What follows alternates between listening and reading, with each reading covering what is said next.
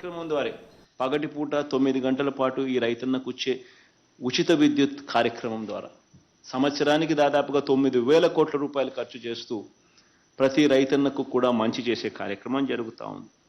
ఎప్పుడూ చూడని విధంగా, రైతన్నలకు ఎప్పుడూ కూడా జరగని విధంగా ప్రతి రైతన్నను కూడా తాను పండించిన మొత్తం వ్యవసాయ ఉత్పత్తులు, వ్యవసాయ పొలాన్ని అన్నీ కూడా ఒక ఆర్బీకే పెట్టించి, ఆ ఆర్బీకే ద్వారా ఆ ప్రతి ఎకరాన్ని ప్రతి సచివాలయం పరిధిలో దాన్ని ఈ క్రాప్ చేసి, ఆ ఈ క్రాప్ ఆధారంగా ప్రతి రైతన్న తాను ఏదైతే పంట వేసాడో ఆ ప్రతి పంటను కూడా ఇన్సూరెన్స్ కవరేజ్లోకి పూర్తిగా తీసుకొని వస్తూ, ఆ రైతన్న తరపున బీమా ప్రీమియం కట్టాల్సిన సొమ్ము కూడా రాష్ట్ర ప్రభుత్వమే కడుతూ మొట్టమొదటిసారిగా దేశంలో కూడా ఎక్కడ జరగని విధంగా రైతుల తరపున బీమా ప్రీమియం కూడా కడతా ఉన్న ఏకైక రాష్ట్రం కూడా మన రాష్ట్రం మాత్రమే అని కూడా చెప్పడానికి గర్వపడతా ఉన్నాను. ఈ 57 నెలల కాలంలోనే ఇది కూడా జరుగుతూ ఉంది. ఇంతకుముందు ఎప్పుడు జరిగేది కాదు. ఇంతకుముందు రైతన్నలకు బీమా ప్రీమియం అసలు ఉందా అనేది కూడా తెలిసేదే పరిస్థితి లేదు. కొంతమంది రైతులు మాత్రమే క్రాప్ లోన్ తీసుకునే కార్యక్రమం ఎప్పుడైతే జరుగుతుందో ఆ క్రాప్ లోన్ ఇచ్చేటప్పుడు మాత్రమే బీమా ప్రీమియం కింద బ్యాంకులు ఇన్సూరెన్స్ ప్రీమియం సొమ్మును కూడా కట్ చేసుకొని రైతులకు ఇచ్చే పరిస్థితి. మరి ఏ రైతన్నా కూడా బ్యాంకుకు పోని పరిస్థితే ఉంటే, ఏ రైతన్నకు అయినా కూడా లోన్ రాని పరిస్థితే ఉంటే, ఆ రైతన్నకు ఇన్సూరెన్స్ గురించి తెలిసే పరిస్థితే లేదు, ఇన్సూరెన్స్ కట్టే పరిస్థితే లేదు, ఇన్సూరెన్స్ కట్టించుకున్న పరిస్థితులే లేవు. ఈ మాదిరిగా రైతన్న పూర్తిగా నష్టపోతా ఉన్న పరిస్థితిని పూర్తిగా చెక్ పెడుతూ ప్రతి రైతన్నను కూడా ఆటోమేటిక్గా తాను పంట వేసిన వెంటనే గ్రామ సచివాలయంలో ఈ క్రాప్ ద్వారా పూర్తిగా ఇన్సూరెన్స్ కవరేజ్, పూర్తిగా ఇన్సూరెన్స్ ప్రీమియం రైతుల తరఫున కూడా కట్టాల్సింది కూడా ప్రభుత్వమే కడతా ఉన్న పరిస్థితి మొట్టమొదటిసారిగా ఈ 57 నెలల కాలంలోనే జరిగింది అని చెప్పడానికి కూడా గర్వపడతా ఉన్నా. ఇంతకుముందు నేను చెప్పినట్టుగానే ప్రతి రైతన్నకు పెట్టుబడి సహాయంగా డబ్బులు ఇవ్వడమే కాకుండా ప్రతి రైతన్నకు కూడా 0 వడ్డీ వర్తింపచేస్తూ ₹1,00,000 దాకా క్రాప్ లోన్స్ కూడా 0 వడ్డీ వర్తింపచేస్తూ పెట్టుబడికి సహాయం కూడా 0 వడ్డీకే ఇప్పించే కార్యక్రమం కూడా జరిగింది కూడా మన హయాంలోనే. ఈ 5 సంవత్సరాలు ఒకసారి గమనిస్తే ఏ రైతైనా కూడా ఈ 5 సంవత్సరాలలో ఇంతకు ముందు జరగని ఒక గొప్ప మరో మార్పు ఏమిటి అని అంటే, ఎక్కడైనా కూడా రైతన్నకు కష్టం వస్తే, ఆ రైతన్నకు వరదలు వచ్చినా ఇంకొకటి వచ్చినా ఏ రకమైన కష్టం వచ్చినా కూడా ఆ రైతన్నను కష్టాన్ని ప్రభుత్వం తన కష్టంగా భావిస్తూ, ప్రభుత్వానికి ఎన్ని కష్టాలున్నా కూడా రైతన్న కష్టం ఇంకా ఎక్కువ కష్టంగా భావిస్తూ రైతన్నను చేయి పట్టుకుని నడిపించే కార్యక్రమంలో భాగంగా ఏ సీజన్లో జరిగిన నష్టం అదే సీజన్ ముగిసేలోగానే రైతన్నను చెయ్యి పట్టుకుని నడిపిస్తూ రైతన్నకు ఇన్పుట్ సబ్సిడీ ఇచ్చే కార్యక్రమం జరుగుతూ ఉన్నది కూడా ఈ 57 నెలల కాలంలోనే మొట్టమొదటిసారిగా జరుగుతూ ఉందని కూడా చెప్పడానికి కూడా గర్వపడతా ఉన్నాను. ఇది నిజంగా ఒక విప్లవాత్మకమైన మార్పు. ఎందుకంటే రైతన్నకు మళ్ళీ నెక్స్ట్ సీజన్లో మళ్ళీ పంట వేసుకునేందుకు ఈ సీజన్లో జరిగిన నష్టానికి రైతన్న తట్టుకుని నిలబడి తన నెక్స్ట్ సీజన్లో ఉన్నా కూడా కనీసం పంటలు వేసుకునే పరిస్థితిలోకి రావాలి.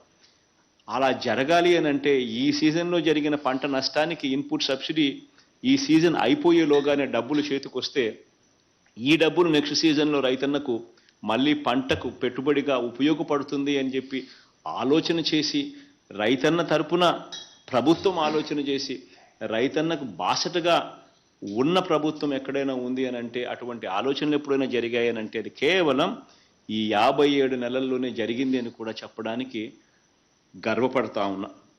రైతన్నను చేయి పట్టుకొని నడిపిస్తూ ఎప్పుడూ జరగని విధంగా గ్రామ స్థాయిలోనే ఒక అగ్రికల్చరల్ గ్రాడ్యుయేట్ AGBSC చదివిన పిల్లోడు రైతు భరోసా కేంద్రం కింద దాదాపుగా 10,778 రైతు భరోసా కేంద్రాలు ఆర్బీకేలు స్థాపించడం, గ్రామ స్థాయిలోనే గ్రామ సచివాలయాలకు ఎక్స్టెన్షన్గా ఈ ఆర్బీకేలు పనిచేయడం, ఈ ఆర్బీకేలలో అగ్రికల్చరల్ గ్రాడ్యుయేట్ ఏకంగా రైతన్నలకు అందుబాటులో ఉండే కార్యక్రమం 10,778 ఆర్బీకే కేంద్రాలు పెట్టడం, రైతన్నలకు అన్ని రకాలుగా సూచనలు సలహాలు ఇస్తూ ఈ క్రాప్ చేయిస్తూ రైతన్నలను అన్ని రకాలుగా ఆదుకుంటూ విత్తనం నుంచి పంట అమ్మకం వరకు ప్రతి అడుగులోనూ కూడా రైతన్నను చెయ్యి పట్టుకొని నడిపిస్తూ ఉన్న కార్యక్రమం కూడా జరుగుతూ ఉన్నది ఎప్పుడు అని అంటే అది కూడా కేవలం ఈ 57 నెలల కాలంలోనే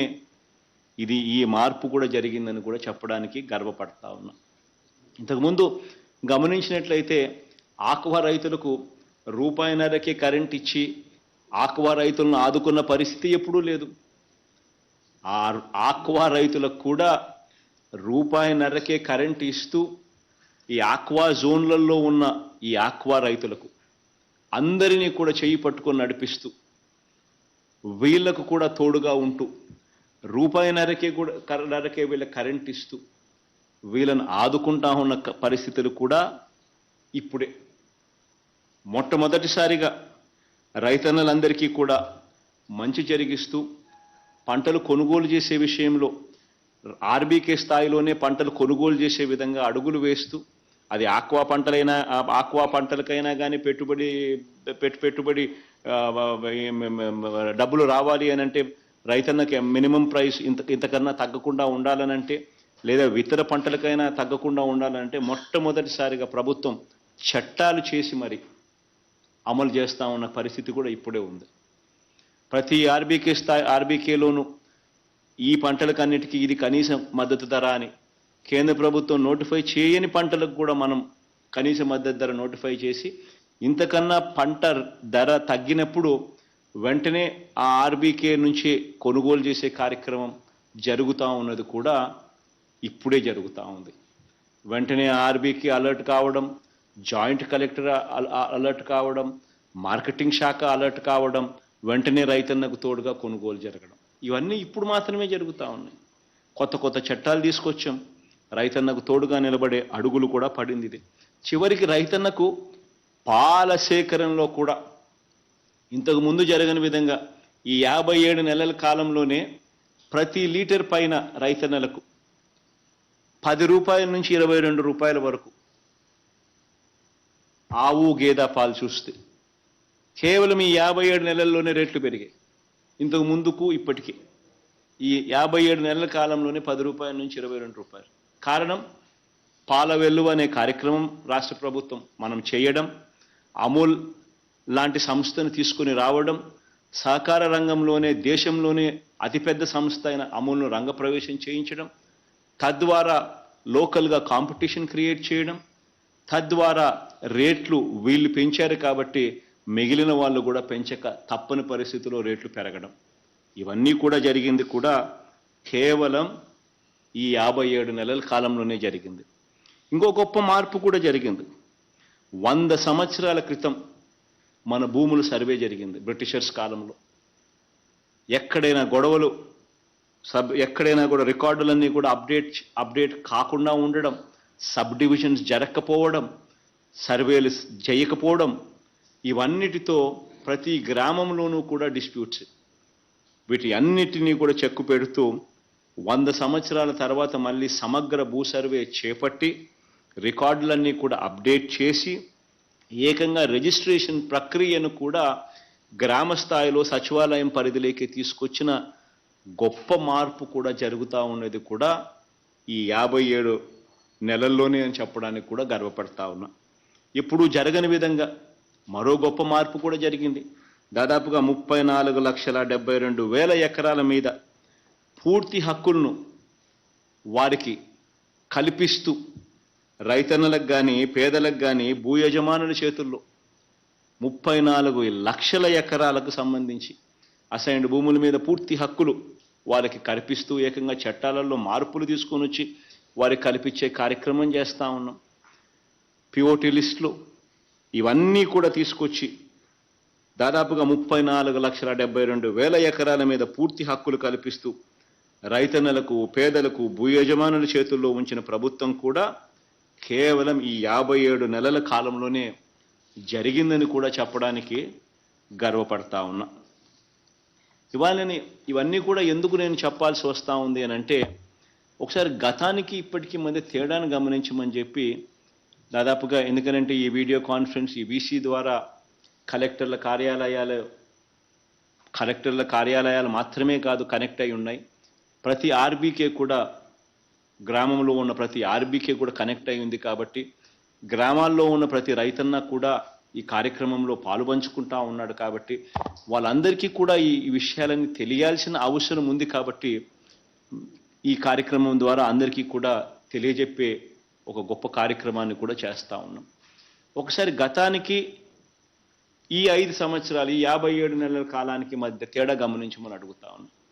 గతంలో ఆ 5 సంవత్సరాల కాలంలో ఏకంగా 87,612 కోట్ల రూపాయలు రుణాలన్నీ కూడా రైతన్నలే మాఫీ చేస్తానని చెప్పడం, అప్పట్లో చంద్రబాబు నాయుడు గారు చెప్పిన ఆ మాట నమ్మడం, బ్యాంకుల్లో పెట్టిన బంగారం ఇంటికి రావాలంటే బాబే ముఖ్యమంత్రి కావాలని ఆయన పబ్లిసిటీ ఇవ్వడం, ఆ ఇచ్చిన ఆ పబ్లిసిటీని రైతన్నలు నమ్మిన తర్వాత చంద్రబాబు నాయుడు గారు ప్రభుత్వం వచ్చిన తర్వాత ఎంత దారుణంగా రైతన్నలను మోసం చేశాడు అని గమనించమని చెప్పి అడుగుతా ఉన్నా.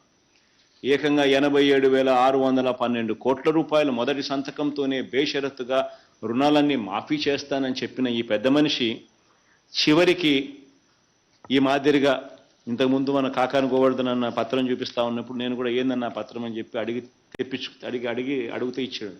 ఈ మాదిరిగా పత్రం ఇచ్చి